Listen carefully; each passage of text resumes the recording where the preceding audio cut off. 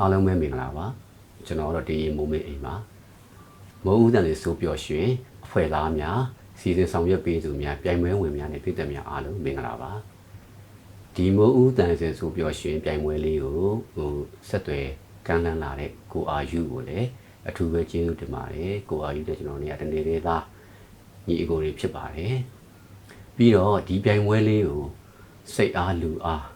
ဟလာပံ့ပိုးပေးတဲ့ညီမကိုလည်းစပွန်ဆာပေးတဲ့ညီမကိုလည်းကျေးဇူးတင်ပါတယ်တော်ယုံဝါသနာစေတနာနဲ့လုပ်ပေးဖို့မလွယ်ပါဘူးတကယ်တချင်းကိုချစ်လို့ဂီတအနုပညာကိုတကယ်ချစ်လို့မို့လို့လုပ်ပေးတဲ့ညီမကိုလည်းဒါကျေးဇူးတင်ပါတယ်ပြိုင်ပွဲဝင်များအတွက်ကျွန်တော်စကားလေးအနေနဲ့ပြောချင်ပါတယ်ကျွန်တော်တို့ audition ကနေပေါ်ဝီ rock week ပြီးရင်မိုးရတဲ့တချင်းတွေကနေအခု CV ဖိုင်နဲ့ကြော်လွန်လာခဲ့ပြီဖြစ်တဲ့အတွက်ကျွန်တော်တို့တကယ်တချင်းဆိုကောင်းတဲ့လူတွေတကယ်တော်တဲ့လူတွေတက်တဲ့လူတွေတွေ့ရတဲ့အတွက်လည်းအများကြီးအဝမ်းသာဂုဏ်ယူပါတယ်နောက်ပြီးတော့ကျွန်တော်တို့ pop week မှာတကယ်ကိုပဲအတန်ကာလာကောင်းကောင်းတကယ်ကို expression မှုကောင်းကောင်းနဲ့အစိုးပြိုင်ပွဲဝင်တွေတွေ့ရတဲ့အတွက်လည်းဝမ်းသာပါတယ်တကယ်ဆိုနိုင်ကြပါတယ်တကယ်လေတချင်းနဲ့ asset လိုက်ဖက်ပါတယ်အဲ့တော့ကျွန်တော်တို့အင်မတန်မှတောင်တကယ်စီစစ်ပြီးတော့ဒီချတာလေးရွေးချက်အမှတ်ပေးခဲ့ပါတယ်ပိုကောင်းတဲ့လူကဒီပါဝင်သွားပြီးတော့ခြံခဲ့တဲ့လူကနည်းနည်းလေးလိုအပ်ချက်တွေအားနည်းချက်ကလေးတွေရှိသွားတာဖြစ်ပါတယ်နောက် raw week မှာကျတော့သူကရှေ့က pop ပြိုင်ပွဲနဲ့မတူတော့ဘဲနဲ့နည်းနည်းလေး rock တချင်းတွေကိုချင်းကပ်ရတာ rock DN တွေတကယ်ကို rock သွေးလဲတကယ်ပါမှဒီတချင်းတွေကလည်း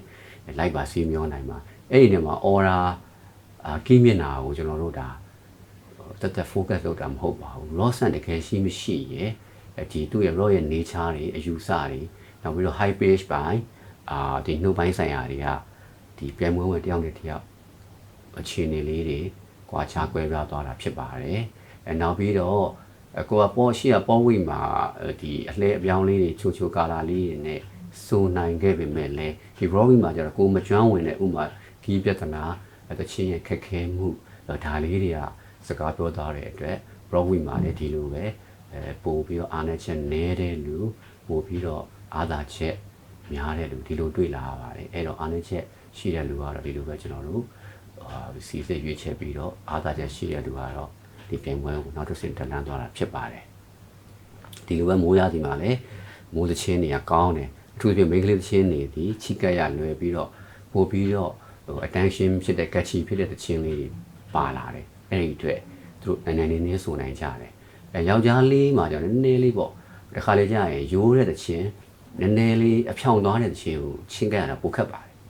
အဲ့ဒီအတွက်ကြတော့ကိုကသချင်းပေါ်မှာလွှမ်းမိုးနိုင်မှုဒီအပေါ်အတိုင်းမိုးနိုင်မှုဒါလေးတွေခွဲပြားပြီးတော့ဒီမှာလည်းကောင်းတဲ့လူနဲ့အားနည်းချက်များတဲ့လူနဲ့ဒီလိုပဲကွာခြားသွားတာဖြစ်ပါတယ်ပြိုင်ပွဲရဲ့သဘောတရားကတော့ပြိုင်ပွဲအတွင်းမှာရှိတဲ့စံနှုန်းသတ်မှတ်ချက်တွေအတိုင်းပဲကျွန်တော်တို့အမှတ်ပေးရတာဖြစ်တဲ့အတွက်အားနည်းချက်များတဲ့လူအားနည်းချက်နည်းတဲ့လူဒီလိုပဲကွာခြားပြီးတော့အမှတ်တွေလည်းမနီယူဆဲလေးတွေပေါ့နော်အများကြီးမဟုတ်ဘူးနည်းနည်းလေးတွေကွာခြားပြီးတော့နောက်တစ်စိမ်ကိုတက်လှမ်းသွားပြီးတော့ကြံခဲ့တဲ့လူဒီလိုပဲရှိသွားတာဖြစ်ပါတယ်ကျွန်တော်အတွေ့အကြုံရကျွန်တော်က Melody Bar မှာ2009 2008လောက်ကစပြီးသချင်းရေးခဲ့တယ်အဲ့ဒီကပြိုင်ပွဲအဲ့ဒီ program ပြီးနောက်သချင်းတို့ပြိုင်ပွဲဟိုသေးလေးတွေအစီအစဉ်လေးတွေမှာလည်းကျွန်တော်ကအပြည့်ဖြတ်တိုင်းဖြစ်လဲလုပ်ခဲ့တယ်ပြိုင်ပွဲကြီးတချို့မှာလည်းကျွန်တော် pre-judge ဖြစ်နေကျွန်တော်ဆောင်ရွက်ခဲ့ရတယ်ရှိပါတယ်ဒီတော့အဲ့ဒီအတွေ့အကြုံအမြင်နဲ့ကျွန်တော်ချိတ်ကပ်ပြီးတော့ဒီအမှတ်ပေးစီမီစီကတိုင်းကျွန်တော် view တစ်ဆိုင်ရွေးချယ်အမှတ်ပေးခဲ့ပါတယ်ကျွန်တော်တို့စန္ဒဂရိဇွဲပုဂ္ဂိုလ်ဇွဲနဲ့လေကျွန်တော်တို့ပေးခဲ့ခြင်းမရှိပါဘူးလူပုဂ္ဂိုလ်ရင်းနှီးမှုလည်းမရှိဘူးသူတို့လာပေးတဲ့တခြင်းရဲ့တခြင်းကောင်းစဉ်ရှိမယ်လူနာမည်တော့ကျွန်တော်တို့နာမည်အရင်ဟုတ်ချင်းမဟုတ်ပါလိမ့်မယ်အဲ့လိုပေးရတဲ့ဖြစ်တဲ့အတွက်ကျွန်တော်တို့ဒီဘာမှပတ်လိုက်မှုအာဂရိစသဖြင့်မရှိပါဘူးကျွန်တော်တို့အတတ်နိုင်ဆုံးပြိုင်ပွဲဝင်တွေပေါ်မှာဒီစာလေးလေးနဲ့ view site ကဲဖြတ်ပါတယ်စောစောပြောခဲ့တဲ့အတိုင်းပဲအားနည်းချက်နည်းနည်းလေးရှိသွားတယ်နဲ့အားနည်းချက်ဟိုကောင်းဟိုမရှိတဲ့လူပေါ့နော်အဲ့တော့အဲ့ဒီလူကဒါလေးလိုပဲဟိုအခြေအနေအမှတ်တွေစကားပြောတော့တာဖြစ်ပါတယ်နောက်ပြီးတော့ပြိုင်ပွဲဆိုဒီမှာကျွန်တော်တို့ကကောင်းတာကောင်းကြတယ်သို့တော်လည်းဘယ်သူကပိုကောင်းလဲဘယ်သူကအမှားနည်းလဲဘယ်သူကအမှားများလဲဒီပုံမှာကျွန်တော်တို့ယူဆပြီးတော့ကျွန်တော်တို့ဟိုအကဲဖြတ်လာတာဖြစ်ပါတယ်နောက်ပြီးတော့တချင်းဆိုရင်ကိစ္စသည် ပြိုင်ပွဲနဲ့လည်းနည်းနည်းကွဲပြားတဲ့အကြောင်းလေးကျွန်တော်ဒီနေ့မှာပြောချင်ပါတယ်တချင်းဆိုတာကဂီတအလုပ်ကလုပ်ပါပြိုင်ပွဲကတော့ပြိုင်ပွဲအရာပြိုင်ပွဲစီးမြင့်ဒီတချင်း3မိနစ်4မိနစ်အတွင်းမှာရှိတဲ့အချိန်လေးအတွင်းကကိုယ့်ရဲ့အစွမ်းစားကိုယ့်ရဲ့ဟလာဒီဆိုနိုင်မှုအားတွေကိုကျွန်တော်တို့အပြည့်ဖြတ်ရတာဖြစ်တဲ့အတွက်ဒါဒီဘဝတစ်လျှောက်လုံးတချင်းဆိုခြင်းကိစ္စပေါ်မှာတော့လုံးလုံးရာတက်လျောက်နေရလည်းမဟုတ်ပါဘူးလုံးလုံးရာတီမီနေရလည်းမဟုတ်ပါဘူးအဲ့လိုချင်းဆိုလိုက်ဂီတလုပ်ကိုလုပ်ကြပါအပြိုင်ပွဲမှာကိုမပါလို့ငါဒီဓာကြီးနဲ့မဖြစ်တော့ဘူးလားဒီပါလေမတွေးဆိုလို့ပါဘူးဒီလိုပဲ final ကိုတက်လန်းသွားတဲ့လူတွေအတွက်လည်းဆက်လက်ကြိုးစားပါနောက်ပြီးတော့ဒီကိုဝါသနာပါတဲ့ကိုချစ်တဲ့တခြင်းနဲ့လည်းဒီအမှုပညာအလုပ်ကိုရှောင်းလိုင်းအောင်မြင်နိုင်ပါစေလို့လည်းကျွန်တော်ဆုတောင်းပေးလိုက်ပါတယ်အားလုံးပဲ final မှာပြန်တွေ့ပါမယ် final ပါသွားတဲ့လူတွေကလည်းကျွန်တော်တို့ပို့ပြီးကြိုးစားပို့ပြီးတော့အစွမ်းပြနိုင်ကြပါစေလို့ဒီနေ့အတိုင်းဆုတောင်းစကားပြောလိုပါတယ်အားလုံးပဲကျေးဇူးတင်ပါတယ်အားလုံးပဲမင်္ဂလာပါခင်ဗျာကျွန်တော်ကတော့မဟုတ်တန်စစ်ဆိုပြောရှင်အဆိုပြိုင်ပွဲရဲ့အကဲဖြတ်အမှတ်ပေးတိုင်းအင်္ဂုလိဖြစ်ပါတယ်ကျွန်တော်ကိုယုံကြည်ကြည်နဲ့ဖိတ်ခေါ်ခဲ့တဲ့စပွန်ဆာညီမမတ်မီနဲ့တကွအက်ဒမင်များအားလုံးကိုလည်းအထူးပဲကျေးဇူးတင်ပါတယ်အခုနောက်ဆုံးအဆင့် final ပြိုင်ပွဲကိုလည်းမကြခင်ရက်တွေမှာဆက်ပြီးတော့ရှင်ပြိုင်ကြရအောင်မှာဖြစ်ပါတယ်အခုဆိုရင်နောက်ဆုံးအဆင့်ကိုတက်ရောက်သွားတဲ့ပြိုင်ပွဲဝင်ဒီကောင်မောင်နှမတွေအားလုံးရောစိတ်ကောင်းစွာနဲ့ပဲကျွန်တော်တို့ထိုင်နေအနေနဲ့ခြံထားခဲ့ရတဲ့ဝါသနာရှင်ညီကောင်မောင်နှမတွေအားလုံးပြီးတော့ပြိုင်ပွဲတစ်လျှောက်လုံးကိုနားကြီးခံပြီးတော့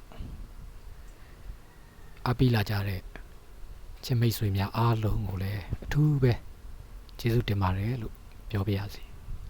တကယ်တော့မဟုတ်တန်စင်ဆိုပြောရှင်အစိုးပြိုင်ပွဲရတကယ်ကိုခက်ခဲတဲ့ပြိုင်ပွဲတစ်ခုပါတချင်းအမျိုးအစားပေါင်းများစွာကိုရှင်ပြိုင်ရတာပါတကယ်ကိုခက်ခဲပါတယ်အဲ့လိုပဲရှင်ပြိုင်ကြတဲ့ညီကောင်မောင်နှမတွေအားလုံးကလည်းတကယ်ကိုအံ့ဩလောက်ကောင်တော်ကြပါလေဗျာကျွန်တော်တို့တိုင်းတွေအနေနဲ့လည်းအမှတ်ပေးရတာခက်ခဲပါတယ်အမှတ်တွေကမတိမ်မယိမ်းတွေနဲ့တိတ်ပြီးတော့မကွာကြတာအမြင်ပါအဲ့ဒီအတွက်ကျွန်တော်တို့ဘသူတဦးတယောက်ကမှလည်းကျွန်တော်ဘက်လိုက်တာမရှိပါဘူးအလျှော့ပေးခဲ့တာမရှိပါဘူးအဲ့လိုပဲနောက်ဆုံးပြိုင်ပွဲကြရင်လည်းကျွန်တော်တို့ဘယ်သူတဦးတယောက်ကမှအလျှော့ပေးမှာမဟုတ်ပါဘူးဘက်လိုက်မှာလည်းမဟုတ်ပါဘူးကျွန်တော်တို့တေချာကြိုးစားပြီးတော့စီစစ်ပြီးတော့မှအမှတ်ပေးကြတာပါဆက်ပြီးတော့ပြိုင်ပွဲဝင်မဲ့ပြိုင်ပွဲ final ကိုတက်ရောက်သွားတဲ့ညီကောင်မောင်နှမတွေအားလုံးကလည်းကြိုးစားပြီးတော့ရှင်ပြိုင်ကြပါလို့ဒီနေရာကနေတိုက်တွန်းနေပါတယ်အားလုံးကိုကျေးဇူးပါခင်ဗျာ